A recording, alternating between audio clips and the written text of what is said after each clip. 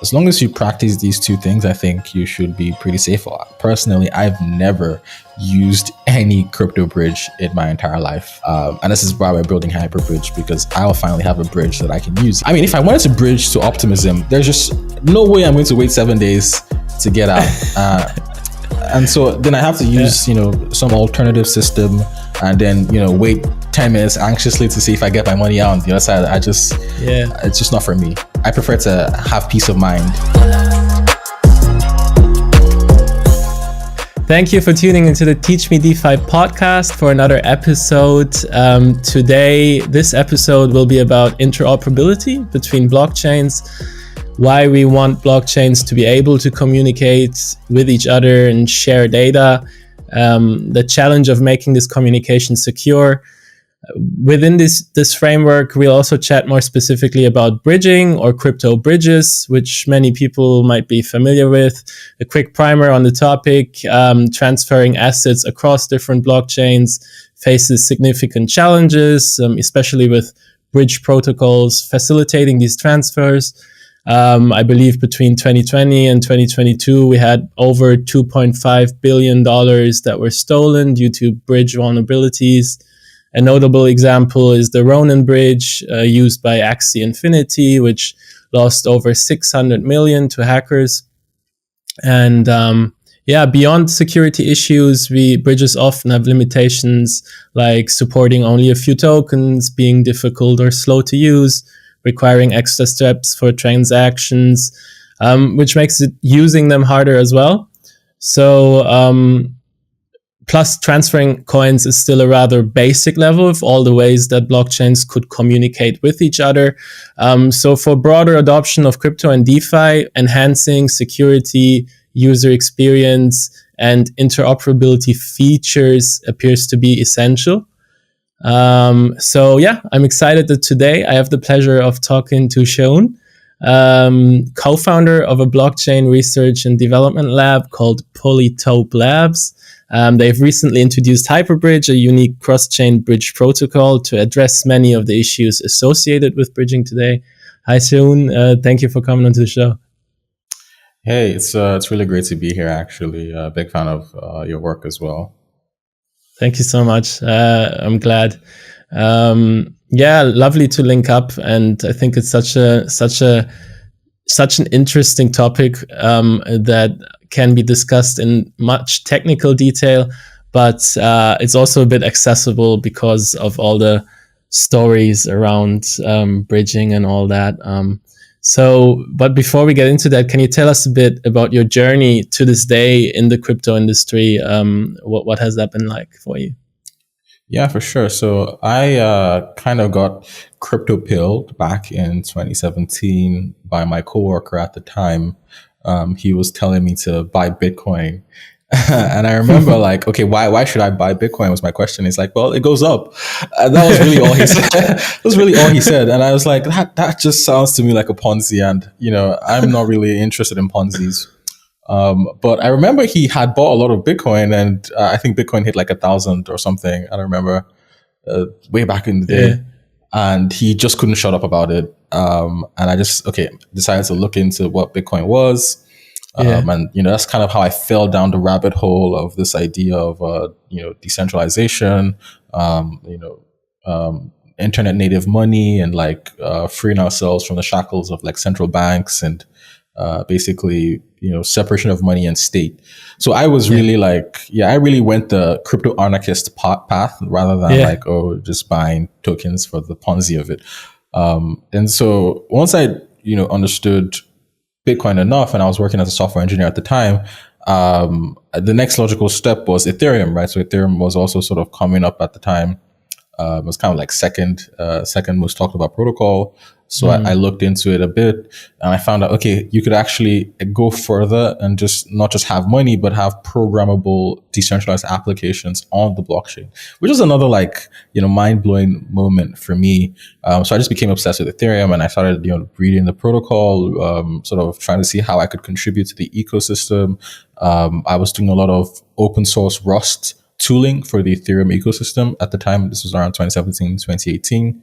And I remember I was browsing through the subreddit, the Ethereum subreddit, because, as I'm obsessed at this point, and I see a job post for a Parity, right? So the Parity team, they say they're looking for people to come and work on an Ethereum client in Rust.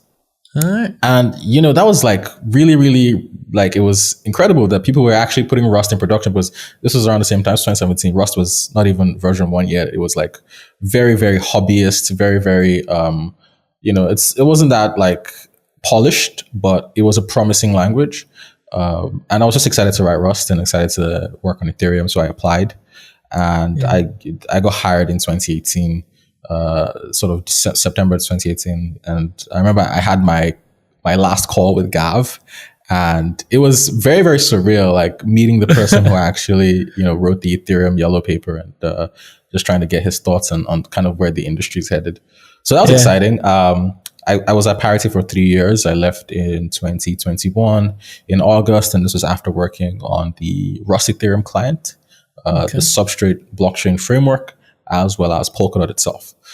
So after working at the core infrastructure, I just wanted to know, okay, what are the sort of applications for all of this infrastructure that we've built, right? I had a focus on interoperability, and this is a very philosophical standpoint for me, because if we see networks kind of as states these days, and I think that the network state paradigm and movement is starting to take the industry by storm, is that if we see these different networks as states and they don't have any trade routes, bridges between each other, then we kind of basically created the same problem we started with, which was that we had all these different countries and there was no interoperable money between these countries, right? Except for people who actually come together, like the EU, to actually create their own interoperable money. And so it's very clear that the success of this industry will hinge on the success of the bridges that connect all these different networks together, which is why I really loved working on Polkadot. And so I was looking to build more interoperable infrastructure. So I joined Composable, and I think this is what made me very popular in the Polkadot space. We were working on IBC implementation on Polkadot, and this would allow us to bridge directly to Cosmos rather. And IBC is a really, really I would say way ahead of its time, using light clients and using state proofs to bridge securely across multiple blockchains, but it had its own limitations. And so after putting this project in production, because it's live today, I wanted to see how we could build a much better system without the limitations of IBC and be able to bring, secure interoperability to all the blockchains and not just on a chain to chain basis, right? So that's kind of been the story so far. I don't know if there's anything that's worth covering more. Yeah, I mean, super interesting. I hear the theme of interoperability sort of like weaving its way throughout your journey there. I think it would be interesting to hear from you, what does interoperability mean? Because I think it would be interesting to hear this defined by someone working on it, because it can often be like a bit of a superficial buzzword to people, and people have their own beliefs attached to it. They think maybe they understand the concept, but maybe it's a bit more of a superficial understanding or false understanding. And perhaps why is it important? You kind of mentioned it already, but for example, is the end goal the bridging of just assets between blockchains, or does it go beyond that? The way blockchains could communicate with each other. What excites you there? Right. So from a high level, interoperability just means being able to share data with, between blockchains. Now, it's the case that this data might be instructions for what this blockchain should do, e.g. mint some new tokens because I've burnt them on one side, or maybe it's to an application letting you know of something that's happened on this blockchain, right? So sort of like a reaction or a hook. I guess that's what they call it these days. From my perspective, I think that token bridging will first, of course, be the most successful application of bridges. But as time goes on, more and more, applications will start to emerge. I think the most important, or the second most important thing, would be cross-chain governance. And to give you more context on this, is that we now start to have DAOs that have their applications deployed across multiple chains. It's the case that these applications actually are governed by the DAO. Their parameters, basically the parameters and the way they function are governed by the DAOs. It's clear that if the DAO is going to be effective at governing multiple applications across different chains, then it does need to broadcast, right, the governance action to all of its applications securely, by the way, because if a malicious person was able to compromise that flow of governance action, then all of these applications are basically compromised, right? So it needs to do this securely. And so I think cross-chain governance is going to be one of the biggest applications of cross-chain bridging. And there's other ideas like cross-chain privacy as well. Privacy has sort of been reduced to basically being in a private set, kind of like Tornado Cash, where you add yourself to the set. It's the case that on a single blockchain, the set isn't very large, and it basically makes it easy for anyone who's very savvy to detect who's going in and who's going out and draw links between them, especially if there's not a lot of people or a lot of traffic in the set. But you can imagine if we have a multi-chain set, so it's a set that actually spans across multiple chains, this starts to become very, very hard for anyone to detect who's going in and who's coming out. And especially if it's the case, you can just go into the set on one chain and just come out on the other chain. So this is another application of cross-chain bridging and interoperability that I think will also be very successful. And honestly, the list goes on, right? Like I could sit here all day and tell you all the potential applications of interoperability. Yeah, it's super interesting. Cross-chain governance and cross-chain privacy. If we look at the current most implemented use case, like you said, the token bridging, for anyone asking themselves this, either looking in from the outside or having been personally affected by it, why do we see so many hacks in crypto and specifically of bridges? Is this industry doomed, or is there more to this? So as a person who's been working on blockchains for the past 6 years, thereabouts now, it's the case that a lot of people who build these bridges don't have any experience building blockchains themselves. Typically, you find that they're smart contract developers. And so their perspective is, how do I just authorize at the smart contract level messages that are flowing between two chains? And, very often they just come to the conclusion we should have a multisig, right, that sits in the middle and does this authorization, because you do need authorization. You need something to authorize that this message came from the counterparty blockchain.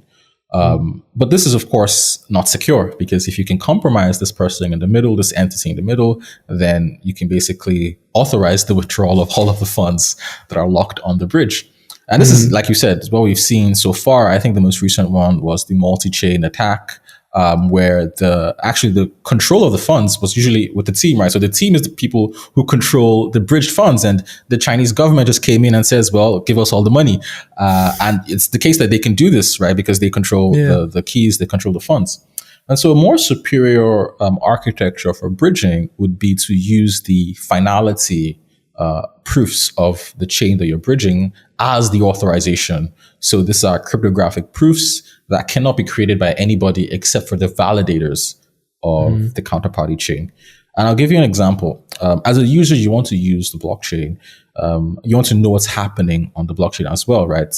In a sense, you want to be bridged, to the blockchain. You want to see what's happening securely. Nice one. Exactly, right? So you run a full node of the network that you're intending to read and write to. And this full node, what it's doing is that it's downloading all of the blocks from the network. It's checking all of these finality proofs, right? It's checking all of this, state transition proofs, basically checking that the blocks themselves are valid. And that's basically it. And so if we want that same level of security in bridges, then at the very least, we should also be checking finality proofs on the blockchain, which means that, only the counterparty chain can be used to authorize messages that are coming from it. Now, this is very expensive, actually, and this is why no one tries to do this, is because these proofs are very expensive to verify on-chain, and then you start to need, very complicated ZK and all these, protocol designs to make this possible in the first place. But if you're a person that's been working on blockchains for the longest of times, then you can start to see optimizations that you can take that don't necessarily need all these expensive ZK proofs to make it possible in the first place. And that's kind of how Hyperbridge sort of works at a high level as well. But I think that if we want to see more secure bridges, then this sort of consensus-based bridging has to proliferate, basically, and has to take over all of this multisig and MPC solutions that are currently holding the industry hostage, in my opinion. Because if you look at the DeFi Llama dashboard, every single bridge on there uses some sort of multisig or the other. If you ask anyone, they'll tell you that this is basically a time bomb, a ticking time bomb. But who are we to judge? Wow. I was going to dive into that later, but now that you mentioned the sort of prevalent use of these bridges with multisigs and custodied funds and all that, why are we using these bridges? Is it what is it that drives that? Is it ease of use or integration? Is it even influence of backers of these projects, or liquidity, or how cheap they are for the end user, or does the end user also not understand the risk, and then the low costs, ease of use, and branding outweigh the perceived risk? Like, what is it? I think it's a healthy combination of everything you just described. Yeah. First off, these kinds of bridges, they're very, very cheap to run because they're not doing all this expensive verification in the first place. Secondly, the backers, especially if you have very notable backers in the industry, it's very easy to get people to use your bridge because they just trust that, okay, whoever backed you is a high signal enough for us to trust you with our funds. But at the same time, it's not the case that the users themselves are the ones that get compromised whenever these bridges are compromised. It's actually the LPs, right? So the LPs are the people who supply the liquidity on both sides of the bridges to facilitate people who want the native token on the other end. So these are the people that often get the short end of the stick whenever these bridges get compromised. And so at the same time, though, it's like there's also no other alternatives, right? There's no light client-based alternative that's on the market right now for both LPs and both for users. And so this also lack of alternatives just drives people to use whatever, right? And it's the case that like bridges are very, very critical. So like I said, this entire space. Imagine if I wanted to move from one chain to the other, I'd have to send my money to Binance and, swap it on Binance so that I could withdraw to the, it's still the same thing. It's still the same thing.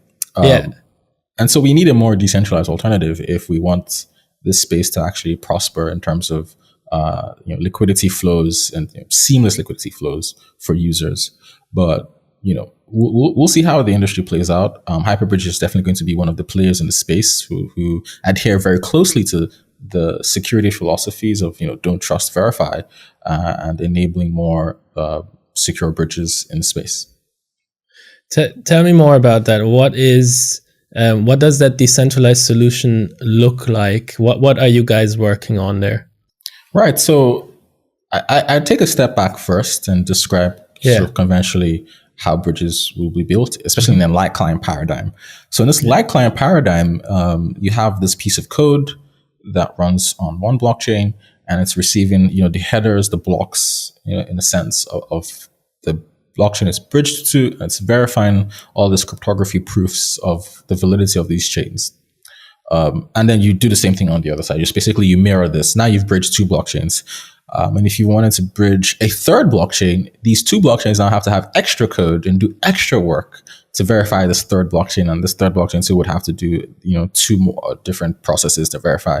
And you can start to see that as we add more chains to the mix, it starts to become very cumbersome to do all of this verification on chain. It's super expensive. So this is the point-to-point model.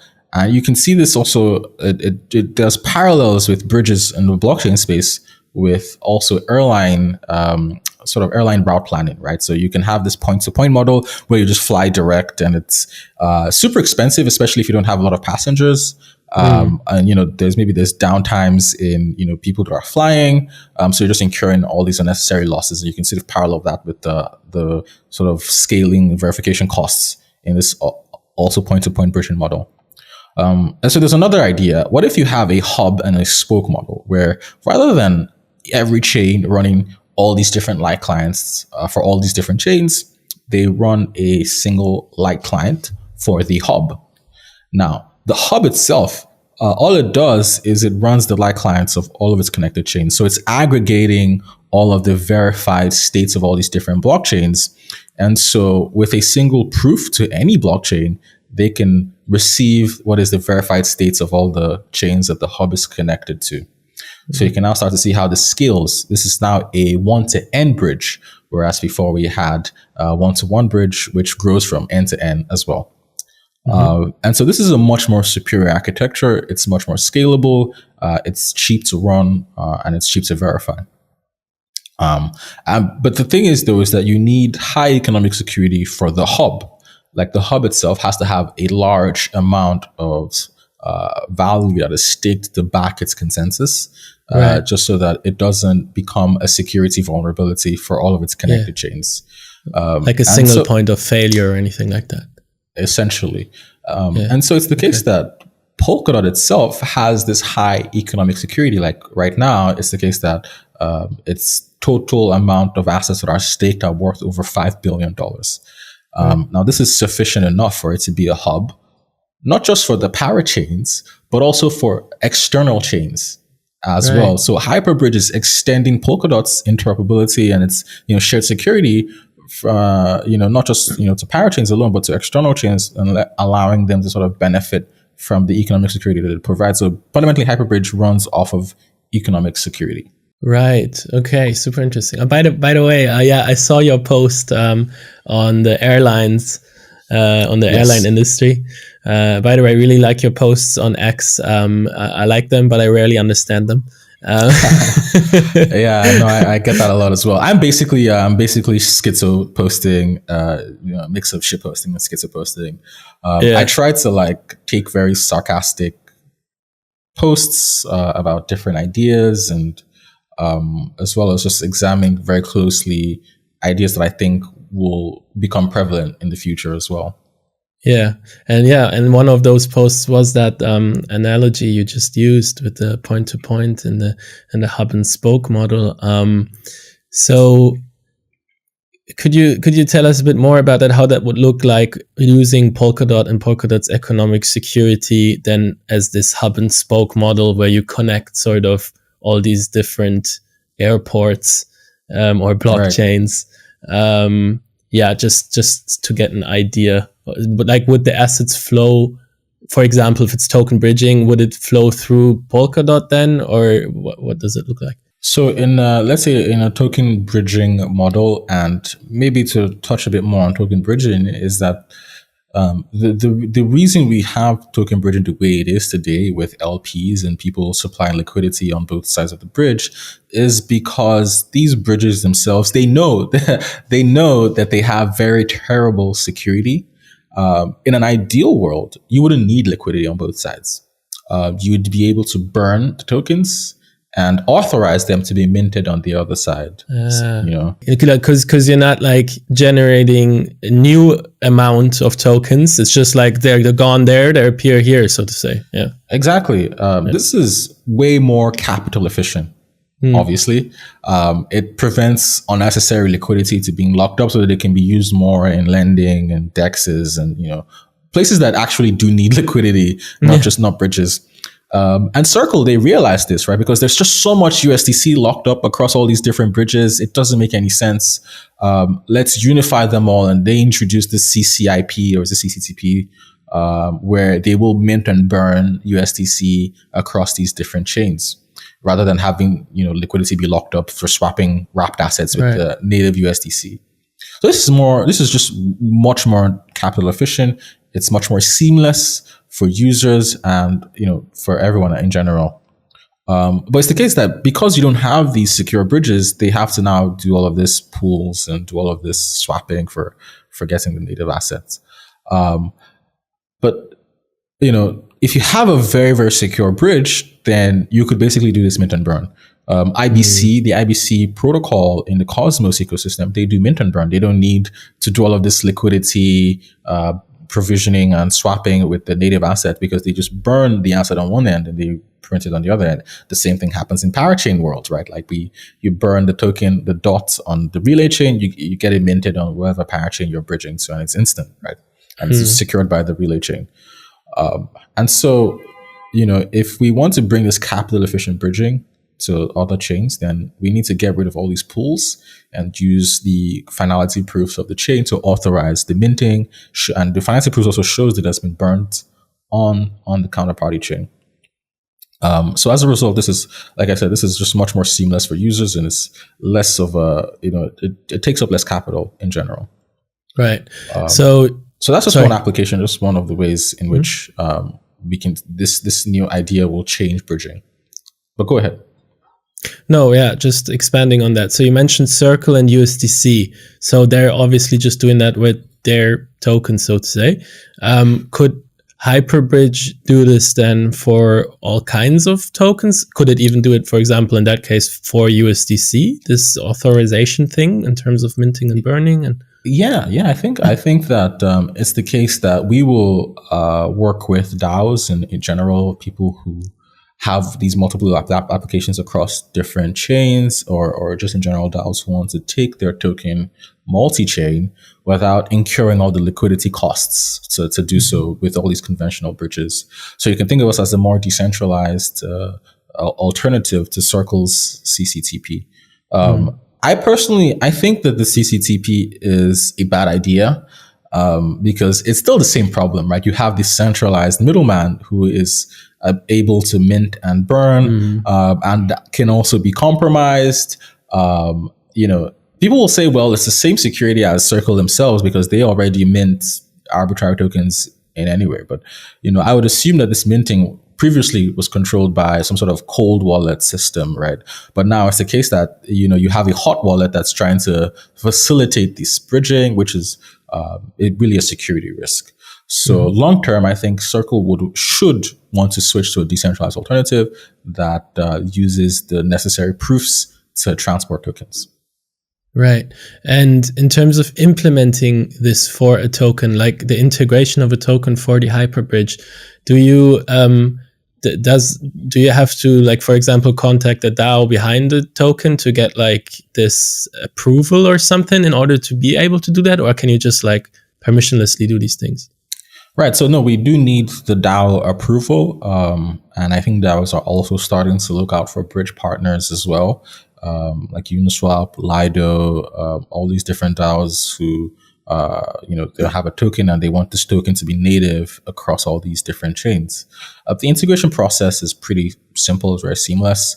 They basically extend their token contracts with some adapters that our bridge needs, which you can then use to mint and burn this token across all these different chains. Okay.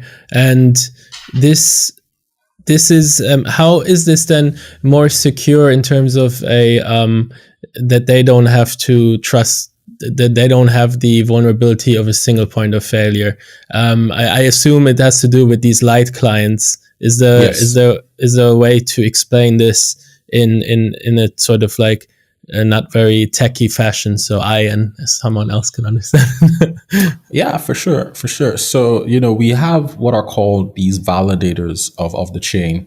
And sure, their job is to produce blocks, but their job is also to vote on which sequence of blocks are finalized, right? Everyone's familiar with this word finalized. But how does this actually work? Well, the voting is done through these cryptographic signatures. So it's just data that they produce using their keys that says, well, this chain has not been finalized. And if you have enough signatures from what we call these super majorities, so 2/3 of the validators, then this is proof that this chain has been finalized. So a light client really is a piece of code that is able to verify these signatures from the validators and is able to track the chain as they produce more proofs. So also tracking when the validators themselves change, right? Because they vote on what is the next set going to be.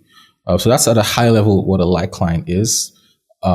And you can now start to see that a light client basically inherits the security of the blockchain itself. If it's the case that a light client were to be compromised, then the blockchain itself is compromised, right? Because you now have this Byzantine set and they're producing proofs for conflicting chains, which would cost them a lot in the amount that they've staked. So this is why we come back to the argument that we do need high economic security for light clients to use. So basically, for these applications or the DAOs behind these tokens, it would be in their interest to integrate a solution like Hyperbridge because there's less trust assumptions and it's more secure and essentially better for their own ecosystem. Basically, yes. Yeah. Okay. What's your favorite part of what you do actually? I mean, it can be high stress. You're trying to secure these bridges of money of people going across it, So what do you love about it? I mean, I love the math, the cryptography part of it. I think that it's insane that we're able to do what we do because of all of these cryptographic primitives. It's I'm a nerd basically, and the possibility of these things they just blow my mind. They actually just blow my mind, and just being able to work with them in my day job, something that I'm excited about, is really unmatched. Yeah, that's worth a lot. Yeah, what do you do to kind of get away from it, decompress, relax? So I play tennis, lawn tennis, on Sundays. So it's one of the ways I use to return to baseline, and that's kind of a pun because in tennis you have the baseline. So and I play video games as well. I hang out with my friends, and I read books as well. So that kind of the varying activities that I do. I also go to the gym once in a while. Well, that's funny. I play tennis. Yeah, nice. I play tennis as well. Nice. We should play. Yeah, definitely. You're just a bit too far away right now, but don't worry, we'll make it happen. Yeah, nice. You mentioned like long tennis, or did you just mean like the normal one? Like, is there another thing or? Oh, I just, to disambiguate from table tennis, because usually I mention tennis and people think I'm table tennis, but I do play table tennis, but I prefer lawn tennis because it's just more intense, especially on your knees. Yeah. What's your favorite, what's the English word for it? The ground, like the courts? Is it on clay or on hard courts? I prefer the hard courts. I've tried clay. I've played grass as well. It's, clay is very tricky because you can fall if you're not careful. And the grass courts, they don't bounce very much. I think hard courts are just like the best sweet spot. Yeah. Me as well. I'm left-handed, so you can put a bit of a slice on a hard court and it does do more than on clay. So for sure. The left-handed people, you got to watch out for them. Yeah. I know no one likes to play against them. I guess it's dangerous. If we back to the whole bridging and interoperability space, what do you actually think about the state of the Ethereum layer 2 landscape at the moment? Is this becoming the go-to place for thriving, performant, interconnected applications, or is it becoming increasingly messy and fragmented? Could it even hurt the ecosystem entirely? What's your take on this? Yeah, for sure. Actually, I was having a conversation with someone else on Twitter about this, and I think that Ethereum itself already has all of these network effects, already has all of this liquidity. It's natural that it will become a roll-up hub. It's impossible though for it to become a bridge hub, and I've written extensively about this on our blog, but I'll just recap some of the facts. So there are really two kinds of rollups. You have the optimistic rollup and you have the ZK rollups. The optimistic rollups, they have the advantage that they can do more computation because they're not kind of bounded by the main L1. They can produce a lot of blocks. The only thing they need to do is to post the data of these blocks on Ethereum. And now there's this new idea that in fact they should just post it somewhere else entirely. And I'll get into all of that later, but they just post it somewhere else entirely, and then they just post the commitments, about what is the latest state of the chain to Ethereum. Basically, at that point, they're no longer, in my opinion, a roll-up. They're more like an L1 that just doesn't have its own consensus in a weird way. But the problem with these rollups, and we'll tackle optimistic rollups first, is that they have this very high finality period, right? Which makes bridging in between them basically impossible. Yeah. This is where all of these sort of multi-sig bridges, they thrive because they can provide faster finality, even though it's just backed by a multi-sig across these different rollups. This, to me, presents systemic risk. Because users are not going to use the canonical bridges because it's just too slow. 7 days, who's going to wait for that? And so it puts the entire ecosystem on these multi-sig bridges that have all these risks that I've described earlier. And so it becomes very, very problematic as we now start to launch more and more rollups, and it's not clear how we're going to bridge these rollups together and provide higher security bridging for our users, right? People just seem to discount the fact that people are going to want to bridge in and out of your rollup.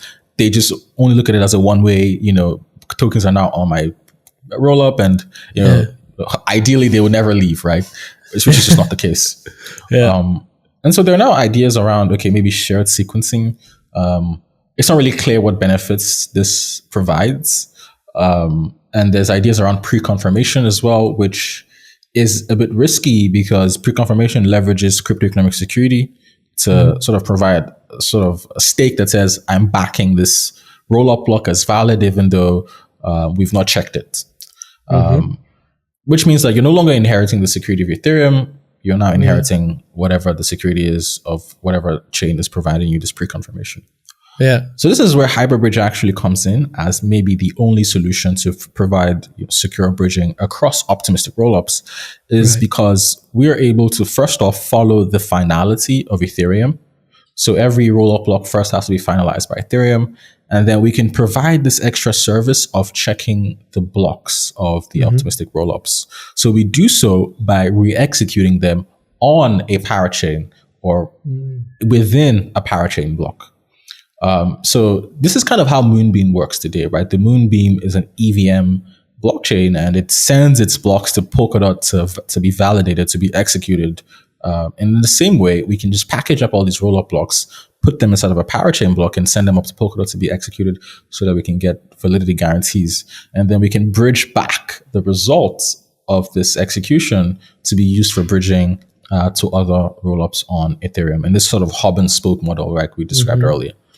And so this is kind of how I see really the rollup landscape and bridges play now, is that we will need external services that on top of Ethereum security can also provide validity checks. In fact, some people are already trying to see if you can do this with ZK. So the Risk Zero team, they came out with this protocol or product called Zeth. And it's basically, they took the Reth code base, which is in Rust, and they were able to put it into their Risk 5 ZKVM, and you're able to then produce proofs that this block is valid. But the problem with this is that it's super expensive. You have to run like 64 machines in parallel, a lot of communication complexity there as well. And it takes an hour for all of these machines to produce a single proof. Now you have to understand that these optimistic rollups are producing a block every 2 seconds. So, any kind of ZK solution to bridge them is just not going to work. And this is where Polkadot really, really shines, is because Polkadot has this bandwidth for compute, right? We can start to run a single rollup on multiple parachains. In fact, we can split up the blocks across these different parachains and just execute them in parallel. And, parachains now have 6-second block times. And in fact, I think they're trying to make that even to 2-second block times. And just by executing these blocks across these different parachains, we can assert the validity of whether these rollup blocks are valid. And this is comparable to if we just did it in a ZK circuit, right? So until we have solutions like this, rollups are really going to just stay fragmented and will be held hostage by all of these different multi-sig protocols for bridging. Now, there's also ideas around intent-centric bridging, but you can't really bridge arbitrary data. You can't use this to do cross-chain governance. It's only for tokens. You lock up some tokens on one end, and someone else will give you the tokens on the other end. That's kind of how these intent bridges work, like a cross and hop. But like I said, you can't use them to bridge arbitrary data just for tokens alone. So yeah, that's kind of my take on sort of the global L2 landscape. And of course, we're going to keep getting more and more L2s. I think optimistic rollups are cheaper than ZK rollups, cheaper to run. Yeah. And yeah, they also have just way more profit as well. We can see these numbers in the L2 fees website. So you can see the profit margins for the optimistic rollups versus the ZK rollups. Sure, you have to understand that the ZK rollups, on top of on-chain verification costs, they're also paying massive prover costs in the background that they don't report. So it's unlikely that they're even profitable in the first place, to be honest. Okay. So this is where we're focused mostly on optimistic rollups. Even at the same time, ZK rollups themselves, they don't post the proofs immediately. They post them typically after a day. So it's like 4 to 24 hours after the block is posted to L1. So in a sense, they're still mostly optimistic, right? Yeah. So this is kind of the landscape, and this is kind of how I see a solution that bridges all of them working, basically being able to confirm block validity on top of Ethereum's finality. Right.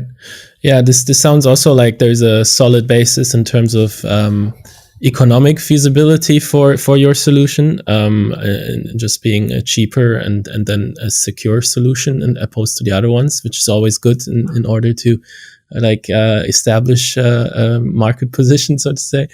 Right. And how would it look on Polkadot in terms of, you mentioned parachains? Would Hyperbridge then have its own parachain, or would existing parachains could they opt in to do these proofs? Or how would that go? Not necessarily. We will definitely have our own parachain, but not just one parachain. In fact, we're looking to have multiple parachain slots on Polkadot. And all these parachains, they're all natively interoperable. We can read the results of one parachain on a single parachain. So you can imagine that you have all of these worker parachains, and then we have a single master parachain. And when these worker cores are done, we just read the result of their execution on one chain, and we're able to do whatever processing that we need to do to bridge them back out. Right. And how does establishing Hyperbridge and Polkadot as this hub drive value to the network of Polkadot as well? So, because it's the case that we're purchasing core time, we're going to be leasing slots, all of the computation that we do on the network for bridging is basically going back to the network, right? Like it's not going to be us that sort of reap the benefits. It's mostly going to be the network.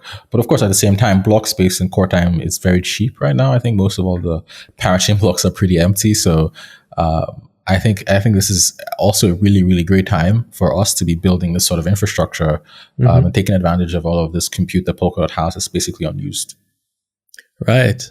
Yeah, that's true. That's everything's coming together the way I'm hearing, and also, so the lack or the limitations and the gap that exists on Ethereum's L2 landscape could be something that drives network usage substantially on Polkadot, or? Fundamentally, yes. This is how this will eventually play out, I think. Right. What about these models like Thorchain? They say there's native cross-chain swaps that can be done through them. I know there was a bit of controversy around it recently with, I think, like illicit activity going through there, and there could have been some measures to limit that. Like, for example, to say, okay, one transaction, you could essentially say one transaction can't be larger than X million dollars or something, which like probably 98% of users don't need to do in one transaction anyway. But yeah, anyways, how does that model fit in this whole thing in terms of like cross-chain bridging? Right. So Thorchain is just another multisig system, this is kind of I would say an alternative to having a multisig, like a blatant multisig like layer 0, is that you say you have a chain, and this chain has its validators who are a multisig, and they're signing on what to do on all these different chains. Thorchain itself has been exploited in the past, I think twice now. And it's just a problem, like I said, with all these multi-sig security solutions, is that they are essentially a middleman, right, in between the blockchain that introduces security risk. So Thorchain itself, they just have pools on all these different chains, and they're able to use the chain that's in the middle to sign on what to do on all the different chains. But at the end of the day, whether it's a chain, whether it's a community of people who are signing, it's still a multisig, which is just not as secure as relaying the consensus proofs and using that as authorization rather than a middleman. Right. Okay. There's also been some recent events that I wanted to hear your views about. I saw this post about Bitcoin by Nikita Zavaronkov. I hope I said that right. The average Bitcoin transaction fee is now $50 with 300,000 transactions waiting to be confirmed. This is beyond ridiculous and unusable. Historically, this is the point when people start running away to alternative blockchains en masse. Then there was a post about the blockchain avalanche by Cited, saying, I went from $500 in Avex wallet to $50 because of a couple failed transactions. Nice. And I never even got my transaction through. Right. And then there was the Arbitrum sequencer that went down a few days ago. Arbitrum stopped producing blocks. For the people who don't know, what's a sequencer? It's responsible for ordering and processing transactions before they're finalized on Ethereum. And Arbitrum has one, I believe, it's centralized and went down, so the chain was not usable. So what's going on, Seun? What does this say about the current state of crypto? What are your thoughts? Right. So I think that first off, there's this new inscriptions craze where people are basically spamming every blockchain with all these useless transactions with data that may not be useful on chain, but maybe is useful off chain. Who knows? And a lot of the chains are now sort of crumbling under the weight of all of these inscriptions because they're driving up the gas prices. Yeah, I mean, it's to be expected. We've seen this already play out before with NFT mints on Ethereum mainnet and kind of how that sends the gas prices skyrocketing.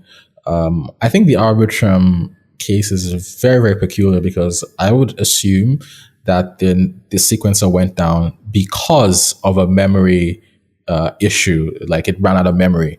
Because, it's the case that if you have a single machine, then all the transactions on the network in the mempool have to be stored in memory. And if your machine isn't as beefy as it needs to be, then basically you crashes the machine. And also as a single block producing machine, it needs to know all the transactions in the mempool, right? Because it's the single block producer. It needs to be able to order these transactions and put them into a block. In a decentralized network, this wouldn't happen because each machine kind of doesn't need to know the entire mempool. This work is shared across all the different machines. But in the case of Arbitrum, because of this centralized single sequencer, that makes a lot of sense that it went down. Maybe when they decentralized this wouldn't be an issue going forward, but it's the cost of centralization, in my opinion. As in, the cost of centralization that something like this could happen. That's what you mean. Yeah. What is next for Polytope Labs? What's coming up? What are the future plans? You kind of mentioned the power chains and perhaps even multiple power chains. Would there be a token? Does there need to be a token? Would the token power this? And what are you building on right now? What's next? So right now we're working on the final pieces of the puzzle of Hyperbridge. So right now what we have on testnet is more of a POC. We need to swap out some of these parts to make them mainnet ready, boosting the security, making it super cheap. Maybe an example of this is our vertical tree scheme, which makes our state proofs the cheapest possible. So users can enjoy high security, but with very low fees. And then finally, we're switching out our Ethereum Light Client for the full Beacon Chain Light Client. So we have a protocol, it's called ZK Casper. It's really the only one in the industry, and it allows us to track the full Ethereum validator set. It's over 880,000 right now. So being able to verify signatures from all of these people means that we're benefiting from the entirety of the staked ETH rather than a subsample of this committee, which most bridges use today. I think Succinct, Electron Labs, and even Near, all of them use this sync committee, which is like just 512 people subsampled from the entire set. In my opinion, it's not very secure, especially when you pair the fact that there's a whole network, the proposer, or I want to say the builder relay network, which allows you to do MEV and allows you to request signatures from really any member of the validator set. You can see how we can use this to request signatures from the members of the sync committee to perform like-line attacks. And also you take into the fact that the sync committee cannot be slashed. And even if they could be slashed, the amount at stake is so low that it doesn't even make any sense. So the only way you can have a truly secure bridge to Ethereum is if you're validating the full set. And it's also the case that this is not just possible inside of a snark. It's just too many signatures. But we're able to do this because we do this on a parachain. We dedicate a single parachain to this, and it does all of the verification, and then we're able to read the results of that verification, and then use it for bridging. So this is also something that's only possible on Polkadot, to be honest with you. And so once we have these two pieces in place, then we're ready for mainnet. We're already looking to do partnerships. For instance, Rob Habmar is working on a data availability layer on Polkadot. So basically using Polkadot to store roll-up data for Ethereum roll-ups. They will need to bridge, of course, their data availability proofs to Ethereum using Hyperbridge. So really looking forward to that. As well as just partnering with DAOs for Gateway as well, our token bridging solution, allowing them to bridge their tokens to all these different chains that we support, pre-mainnet, securing these critical partnerships. Sure. So in the question of tokens, well, yes, we will need a token for governance. And the reason for this is, imagine you had a ZK-like client contract on Ethereum or whatever, but this ZK-like client contract, it needs to be upgradable, right? So that you can change the consensus, if the underlying consensus changes on the counterparty chain, you need to be able to update this consensus-like client on Ethereum. But if you now do this with a multisig, then you no longer have a ZK-like client. You have a multisig bridge, because the multisig governs the code and it can be used to swap it out for a malicious contract that doesn't do any verification. And, this compromises the bridge. Yeah. And so in order to avoid this, we do need to have decentralized governance on our chain, which controls our code on our parachains, and basically making this no longer dependent on, whatever the Polytope Labs team is thinking about, but the broader community and their needs. So this is why we will have a token at some point, but it's not really in the plans on mainnet launch, unfortunately. We think the token will come much later after launch. Okay, some token alpha here. You heard it first. Also, it sounds like you're kind of showcasing a lot of unique capabilities with Hyperbridge that Polkadot has. I mean, the decentralized governance thing is another one. Yeah, for sure. It's so important, especially, with this new regulatory crackdown on protocols that may be super centralized. By making this decentralized, we're not just, it's not just a meme, but we're kind of absolving ourselves of the responsibility of the network and sort of bringing in the community to also take part in being responsible for the network. And real quick, because you mentioned data availability, which is also a big topic at the moment with Celestia and all that. And could you just explain what's happening there again? What's data availability? Why are solutions like Celestia being used by L2s? And then mention how Polkadot could actually tie into that and be used as for that, because you did mention this. Right. So if you go back to the roll-up paradigm where you need to post the block data to Ethereum, it turns out that Ethereum doesn't have the bandwidth to process all of this block data from all these multiple roll-ups. It's super expensive. It drives up the cost of Ethereum's block price on mainnet.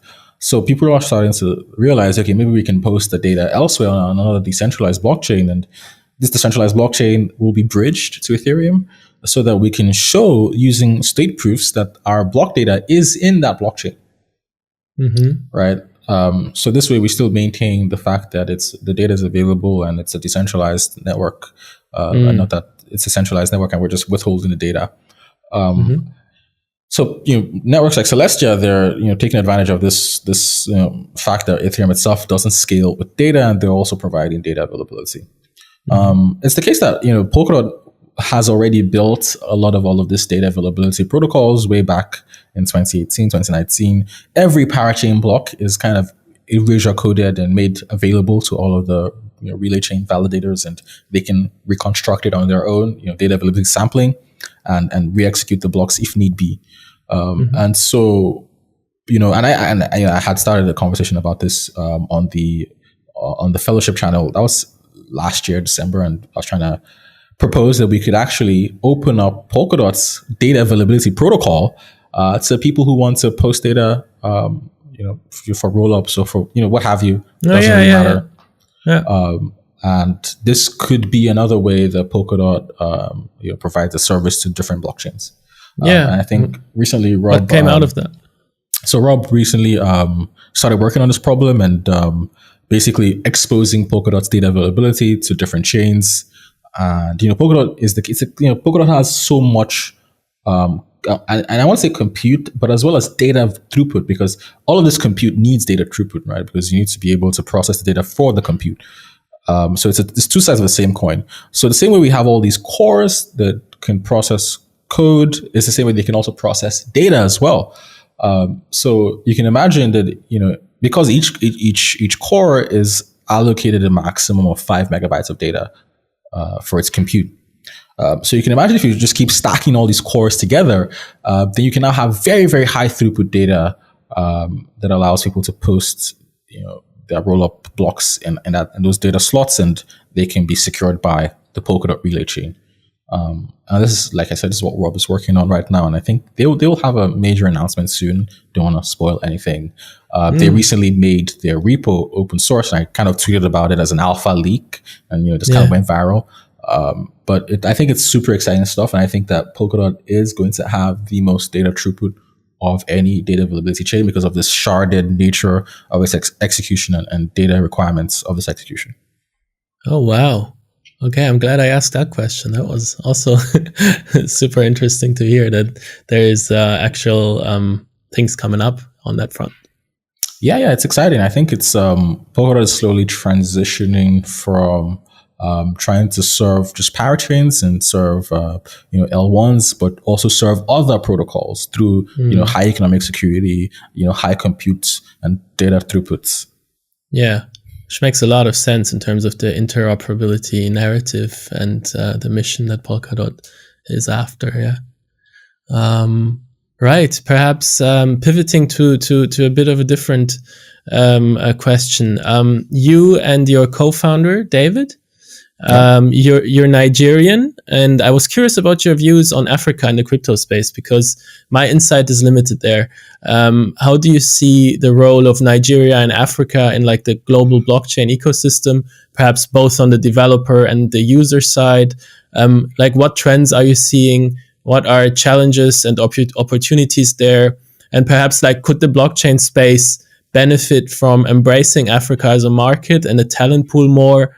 And if so, how? That was a lot of questions, but just curious on your opinion on this. Yeah, so first off, Nigeria has the largest developer community in Africa, and this is from a recent GitHub survey about like what are the developer trends, and I think Nigeria ranked the largest growing developer community in the world, based on the year-over-year changes. So it's a huge untapped market in terms of developers for sure. But at the same time, sub-Saharan Africa in general, now not just Nigeria, but sub-Saharan Africa is growing as one of the largest users of stablecoins. And I think there were some reports, and I might have to bring this up later on because I don't have it with me, but shows that there's been over $800 billion of stablecoin settlements generated by sub-Saharan Africa alone in the past year. Wow. So not only do we have the largest number of developers, but we also have the largest number of users in the space. And, there's lots of reasons for this. High inflation, lack of financial inclusion, the list goes on. So in my opinion, this is one of the things that drives our work here at Polytope Labs is that if we're already the largest users of crypto in the world, then how come we don't build all of this, critical crypto infrastructure, right? We go back to the Web2 space, right, where basically Web2 was mostly built by Silicon Valley, right? Mostly built by the West, and the reason for this was because they had more advanced computers, they had more advanced networking, and they got all of these things before the rest of the world. Right. But right now, the only thing that you need to build all of this different Web3 infrastructure is just a bit knowledge of cryptography, so a little bit of math, and that's about it, right? And crypto is a much more decentralized system. It's different people from different countries that are pushing the industry forward. It's not just one set of people, right? So this presents an opportunity for us to also shape the industry in a way that caters to our own needs as well, because it's very different that people build products for you and these people are outside the country versus someone who's in the country who understands the needs, understands the users, understands the ecosystem, and can then take all of these and then build a product that caters to all of these different things. And we're already seeing this happen, actually. We're seeing, for instance, look at Tron and how it's been able to be very successful in China. Same thing with BNB. Look at Polygon and how it's been able to be very successful in India. I think that crypto is going to be local first, not necessarily the same way we've seen before with the Web2 space, where we just have one region that just broadcasts software and its services out into the world. It's more that we will see local first adoption. So this is, like I said, this is what drives us and drives our mission at Polytope Labs. And we're also trying to grow the community as well. We tend to host all these different developers. We do ZK meetups, we do protocol meetups. We used to also do substrate developer boot camps back in the day, training people in the substrate framework. Unfortunately, there's not a lot of opportunities in the substrate framework right now, so we're kind of scaling that back. But there's opportunities in ZK, and so we're also bringing that up as well. I think that if we're able to grow the community, grow the developer community, they will drive user adoption. And there's already like it's already a fertile ground, in my opinion, because of all the different factors, economic and financial inclusivity factors that will just eat up all the applications and all of the sort of projects that may spawn from a cohesive community of developers. Right. Why do you think that is? That firstly, super interesting to hear that, I'm glad you shared all that. Why do you think it is that now it is more easy to have? It's less in terms of you have like one hub that's in San Francisco or whatever, but now you can actually build up more locally these communities. Is it because of the decentralized fashion of this technology, where like you can get involved and let's say put out a protocol or code on these decentralized networks without having to have this like physical infrastructure, hardware, which is already highly developed? Is this contributing to it? Yeah, so I think it's mostly because of how the industry is still in its early research days, right? I think of this whole blockchain space as a research experiment, but of course it has its applications, right? And so because of it's still in its early days, and it really builds on infrastructure that's already publicly available, like cloud compute, blockchain nodes. This is really widely accessible to anyone. The only part of it that actually kind of needs development is the code, the protocols. And this is also very accessible to anyone. So this, I think, contributes to the decentralized nature of its development, because anyone with a laptop, anyone with, developer experience, they can just pick it up and start to hack on new ideas and new protocols, and they can, deploy this onto a decentralized network, and instantly everybody in the world has access to it. I think that's very, very powerful. I think that's not something that the Web2 space had. And I think that just because of the fact of this is that we will start to see more and more people from very obscure places all over the world contributing to the global landscape. And I think that's exciting, more representation in terms of technology and technology development. Yeah, for sure. More and more like the barriers are becoming in terms of like knowledge and access to education only-ish, and less in terms of like where you are or like other barriers that you might have. Exactly. I think. Yeah. But we'll put all those, we'll put links to the things you mentioned in the show notes in terms of if people want to get involved with your meetups or anything like that and get involved with Polytope Labs more, they can.